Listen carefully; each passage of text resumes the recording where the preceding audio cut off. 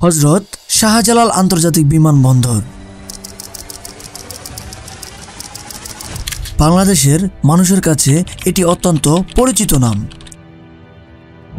প্রতিদিন হাজার হাজার মানুষ এই বিমানবন্দর ব্যবহার করে দেশ বিদেশে যায়।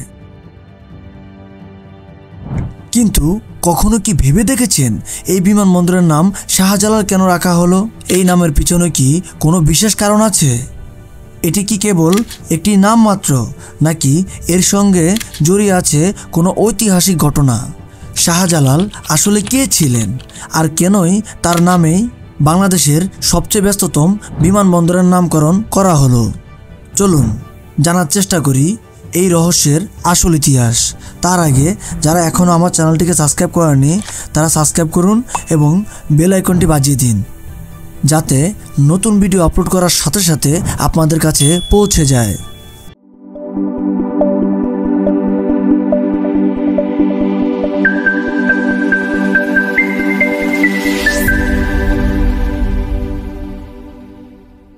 বারোশো 71 খ্রিস্টাব্দে এক সকাল, ইয়েমেনের একটি ছোট্ট গ্রাম।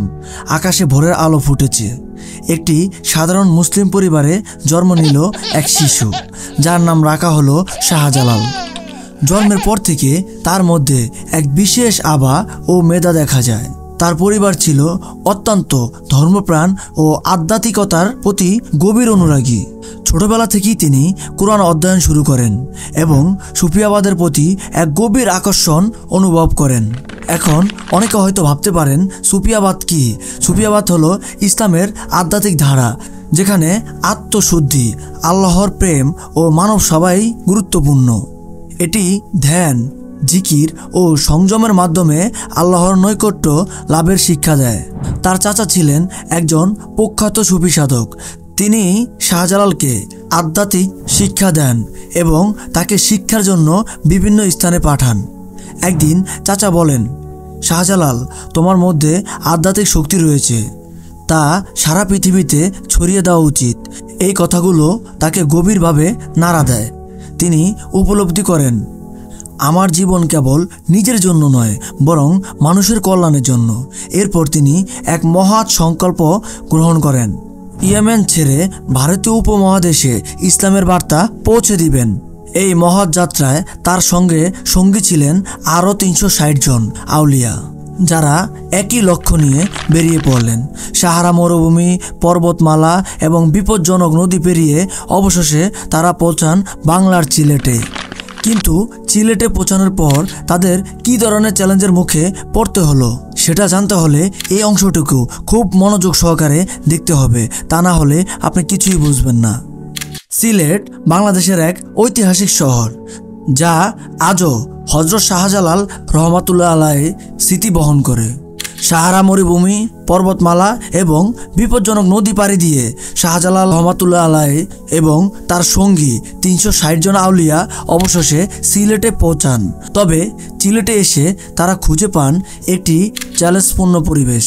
সে সময় সিলেট শাসন করত এক প্রভাবশালী হিন্দু রাজা গুরুগোবিন্দ। তার রাজ্যে ইসলাম প্রচারের কাজ সহজ ছিল না। সিলেটের মানুষ ছিল বিভিন্ন ধর্মের অনুসারী এবং নতুন বার্তা গ্রহণে তারা বেশ অনাগ্রহী ছিলেন। শাহজালাল এবং তার সঙ্গীরা শান্তিপূর্ণভাবে ইসলামের বার্তা প্রচার শুরু করেন, কিন্তু তাদের ক্রমবর্ধমান জনপ্রিয়তায় রাজার মনোভাব বদলে যায়। কিংবদন্তি অনুযায়ী রাজা গুরুগোবিন্দ তাদের কাজ বন্ধ করতে চান এবং এজন্য নানা প্রতিবন্ধকতা সৃষ্টি করেন। তবে শাহজালাল রহমাতুল্লিল আলাইহি এর আধ্যাত্মিক শক্তি ও মানবিক গুণাবলীর কারণে অনেক মানুষ তার প্রতি আকৃষ্ট হতে থাকে। তারা ধীরে ধীরে ইসলাম গ্রহণ করতে শুরু করেন। গুরুগোবিন্দর সঙ্গে একসময় সরাসরি সংঘর্ষ হয়। জনশ্রুতি রয়েছে, এক যুদ্ধে শাহজালাল রহমাতুল্লাহ আলাইহি তার আধ্যাত্মিক ক্ষমতা প্রদর্শন করেন। এক মাটির ঢেলা আঘাত করার সঙ্গে সঙ্গে শত্রুর ঘাঁটি ধ্বংস হয়ে যায়। এই অলৌকিক ঘটনার পর গুরু গোবিন্দের পরাজয় স্বীকার করেন এবং সিলেটের মানুষ শাহজালাল রহমাতুল্লাহ আলাইহির প্রতি গভীর শ্রদ্ধাশীল হয়ে পড়েন। শাহজালাল রহমাতুল্লাহ আলাইহি শুধু ইসলাম প্রচার করেননি, বরং মানবতার মর্মবাণী ছড়িয়ে দেন। তিনি সিলেটবাসীর কাছে আধ্যাত্মিক শিক্ষক ও পথপ্রদর্শক হয়ে ওঠেন। তার সঙ্গে থাকা 360 জন আউলিয়া সিলেট সহ বাংলাদেশের বিভিন্ন অঞ্চলে ছড়িয়ে পড়েন এবং ইসলাম প্রচার করেন। এভাবে সিলেট পরিণত হয় বাংলাদেশের আধ্যাত্মিক রাজধানীতে। কিন্তু এই গল্প এখানেই শেষ নয়। শাহজালাল রহমাতুল্লাহ আলাইহি এর প্রভাব কেবল সিলেটেই সীমাবদ্ধ ছিল না। কিভাবে তার নাম বাংলাদেশের অন্যতম গুরুত্বপূর্ণ বিমানবন্দরের সঙ্গে যুক্ত হলো জানতে হলে এই অংশটুকু ভালো করে আগে বুঝুন। যারা এখনও চ্যানেলটিকে সাবস্ক্রাইব করেননি তারা এখনই সাবস্ক্রাইব করে রাখুন। 1941 সালের রাত, দ্বিতীয় বিশ্বযুদ্ধের সময় ব্রিটিশ সরকার ঢাকা তেজগাঁও এলাকায় একটি সাময়িক বিমান পরিচালনার জন্য একটি রানওয়ে নির্মাণ পরিকল্পনা গ্রহণ করেন। এটি ছিল মূলত সাময়িক বিমান ঘাঁটি। তখন ভারতের শাসনভার ব্রিটিশের হাতে ছিল, আর বাংলা ছিল ব্রিটিশ ভারতের বেঙ্গল প্রেসিডেন্সি। সময়ের সাথে সাথে এই রানওয়েটি বাংলাদেশের বিমানের চলাচলের এক নতুন দিগন্ত উন্মোচন করে। পাকিস্তান শাসনামল 1947 থেকে 1971। 1966 সালে তৎকালীন পাকিস্তান সরকার ঢাকার কুর্মিটোলা এলাকায় একটি বৃহত্তর বিমানবন্দর নির্মাণের পরিকল্পনা গ্রহণ করেন। সে সময় পাকিস্তানের প্রেসিডেন্ট ছিল ফিল্ড মার্শাল মোহাম্মদ আইয়ুব খান। ফরাসি বিশেষজ্ঞদের সহায়তায় নির্মাণ কাজ শুরু হয়। তবে 1971 সালে মুক্তিযুদ্ধের সময় এই বিমানবন্দরটি গুরুতরভাবে ক্ষতিগ্রস্ত হয়। বাংলাদেশের শাসনামল 1971। বর্তমান স্বাধীনতার পর বাংলাদেশ সরকার এই বিমানবন্দর পুনর্গঠন করেন এবং প্রধান আন্তর্জাতিক বিমানবন্দর হিসাবে গড়ে তোলে। 1980 সালে বিমানবন্দরটি আনুষ্ঠানিকভাবে চালু হয়। এটি তৎকালীন বাংলাদেশের রাষ্ট্রপতি জিয়াউর রহমানের সময়কালে ঘটে এবং এই বিমানবন্দরটির নাম রাখা হয় জিয়া আন্তর্জাতিক বিমানবন্দর। পরবর্তীতে এই বিমানবন্দরের নাম নিয়ে অনেক আলোচনা ও বিতর্ক হয়। অবশেষে 2010 সালে প্রধানমন্ত্রী শেখ হাসিনার নেতৃত্বে সরকার বিমানবন্দরের নাম পরিবর্তন করে হযরত শাহজালাল আন্তর্জাতিক বিমানবন্দর রাখেন। এই নামকরণ কেবল একটি পরিবর্তন নয়, এটি বাংলাদেশের আধ্যাত্মিক ইতিহাস এবং ঐতিহ্যের প্রতি শ্রদ্ধা নির্দেশ করে। এতক্ষণ আপনারা শুনেছেন টেইলর, কিন্তু এখন শুনবেন আপনারা মূল কাহিনী, যেটা শোনার জন্য আপনারা এতক্ষণ পর্যন্ত অপেক্ষা করেছেন। তার আগে সবাই আমার চ্যানেলটিকে সাবস্ক্রাইব করে রাখুন। এখন প্রশ্ন হলো, কেন বাংলাদেশের সবচেয়ে ব্যস্ততম বিমানবন্দরের নাম হযরত শাহজালাল রহমাতুল্লাহ আলাইহি এর নামে রাখা হলো? এর পিছনে রয়েছে কিছু গুরুত্বপূর্ণ কারণ, যা আমাদের ইতিহাস, সংস্কৃতি এবং আধ্যাত্মিক ঐতিহ্যের সঙ্গে গভীরভাবে জড়িত।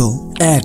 বাংলার আধ্যাত্মিক নেতা হযরত শাহজালাল রহমাতুল্লাহ আলাইহি বাংলার অন্যতম শ্রদ্ধেয় আধ্যাত্মিক নেতা। তিনি কেবল ইসলাম প্রচার করেননি, বরং মানবতার বার্তা ছড়িয়ে দিয়েছেন। তার জীবন ছিল আলোকিত, যা মানুষকে সত্য ও ন্যায়ের পথে পরিচালিত করে। 2. সিলেটের মানুষ ও প্রবাসীদের আবেগ। সিলেট অঞ্চলের মানুষের মধ্যে শাহজালাল রহমাতুল্লাহ আলাইহির প্রতি গভীর শ্রদ্ধা ও ভালোবাসা রয়েছে। এই এলাকাবাসীরা দেশের অর্থনীতিতে বিশাল অবদান রেখেছে এবং এই বিমানবন্দরই তাদের জন্য আন্তর্জাতিক সংযোগ প্রধান কেন্দ্র। তাই তাদের আবেগে সম্মান জানিয়ে এই নামকরণ। 3. ঐতিহ্য ও ইতিহাসের প্রতীক। শাহজালাল রহমাতুল্লাহ আলাইহি একজন সুফি সাধক নন, তিনি বাংলার আধ্যাত্মিক ইতিহাসের একটি উজ্জ্বল অধ্যায়। তার নাম ব্যবহার করার মাধ্যমে আমাদের ঐতিহ্যের প্রতি শ্রদ্ধা জানানো হয়েছে। 2010 সালের সিদ্ধান্ত। প্রধানমন্ত্রী শেখ হাসিনার নেতৃত্বে সরকার 2010 সালে এই বিমানবন্দরের নাম পরিবর্তন করে হযরত শাহজালাল আন্তর্জাতিক বিমানবন্দর রাখেন। এটি কেবল একটি নামকরণ নয়, বরং এটি বাংলার আধ্যাত্মিক ঐতিহ্য এবং জাতীয় গর্বের প্রতি শ্রদ্ধা প্রদর্শনের একটি পদক্ষেপ। ফলাফল, আজ শাহজালাল আন্তর্জাতিক বিমানবন্দর শুধু বাংলাদেশের প্রধান আন্তর্জাতিক গেটওয়ে নয়, এটি আমাদের ইতিহাস, ঐতিহ্য এবং আধ্যাত্মিক মূল্যবোধের প্রতিনিধিত্ব করে। কিন্তু হযরত শাহজালাল রহমাতুল্লাহ আলাইহি এর জীবন এখানেই শেষ নয়। সিলেটের বাইরেও তিনি বাংলাদেশের অনেক জায়গায় ইসলাম প্রচার করেছেন। এখন আমরা আপনাদের কাছে জানতে চাই, আপনারা কি মনে করেন বাংলাদেশের প্রধান আন্তর্জাতিক বিমানবন্দরের নাম হযরত শাহজালাল রহমাতুল্লাহ আলাইহির নামে রাখাটা কি সঠিক সিদ্ধান্ত ছিল? আপনার মতামত কমেন্টে জানান। ভিডিওটি ভালো লাগলে লাইক ও সাবস্ক্রাইব করুন। আমরা আবার ফিরে আসব নতুন গল্প নিয়ে। ধন্যবাদ, দেখা হবে পরবর্তী ভিডিওতে। খোদা হাফেজ।